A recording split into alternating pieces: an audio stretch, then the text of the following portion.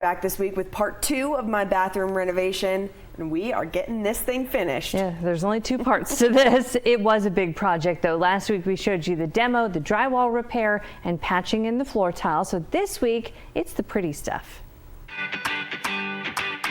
Giuli had tile baseboards before demoing out the old vanity, so now we need to replace those. And she preferred just classic whitewood trim for that instead of tile. So we measured our cuts and hit the miter saw. Push the red. Okay. And hold this back trigger and hold it the whole time. Okay.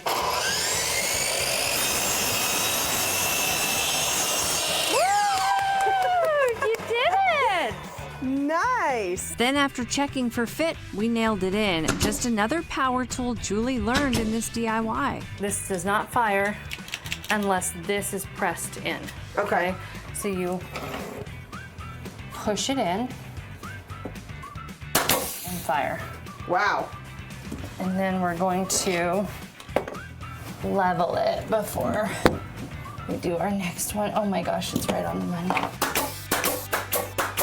We put another coat of drywall mud over our patches and called it a day. And then day 2, we set out to tile the back wall with this gorgeous sage green glass subway tile from Floor & Decor. But first we hung her new mirror so we could tile around the screws for that. Now you can use a special bit to drill through the glass tile, but I didn't want to risk breaking them. Then we planned our tile coverage. To save some money, we decided not to tile where the vanity would cover anyway, and that meant just one line of tile on the left and right sides, and then stacking up from the top of the counter to the ceiling. Before attaching any tiles, we mapped out where to place our first row so there wouldn't be any weird cuts at the top. And then we leveled and screwed in a ledger board to give us a secure and level line to start the tile. Then measured the wall to find the center so that our edges would both have even cuts. Giuli chose a straight stack, no spacers for our tile install. We back buttered the tile adhesive onto the tiles instead of on the wall to keep the lines clean, and then put up all the tiles that didn't need to be cut first. Then I went back and made all the cuts for the borders and the cuts around the mirror screws. After this, Giuli and her boyfriend took over. Giuli added texture to her drywall and then painted. Then she removed the ledger board for the tile and installed her vanity. She even had to grind the faucet holes because they weren't big enough for the hot and cold knobs. She hung the mirror, plumbed in the faucet,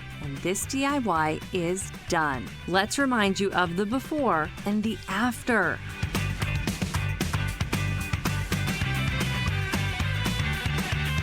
So I'm going to go on Instagram and post a side-by-side before and after, because really that's necessary to understand the scope of what we did. Yes. It was a ton of work. It was a lot. Yeah, I'm like, just looking back at this, I'm like, wow, we actually Well, really it was a did lot. two-parter. We don't have too many of those. Two-parter. No. And really it could have been like an 8-parter. I know. She was working on it every single day for a while there. Goodness. Yeah, we literally just finished the plumbing this week. And it works. It works. No leaks. Running water, no leaks. I learned a lot. I learned a lot in this project. I really Plumbing, did. tiling, all the things. I basically have my Drywall. local Home Depot, layout memorized. Yeah, exactly. The Home Depot workers are like, "What's up, Giuli?" Back. She's back. Oh, well, good for you. I'd be calling a contractor. Yeah. A lot more cost effective, Right, we saved her a lot of money. I know, saved you a lot of money. I would not be, I don't know. I just don't know if I would have the patience for all of that. It takes a lot. It does take a lot. I give you so much credit.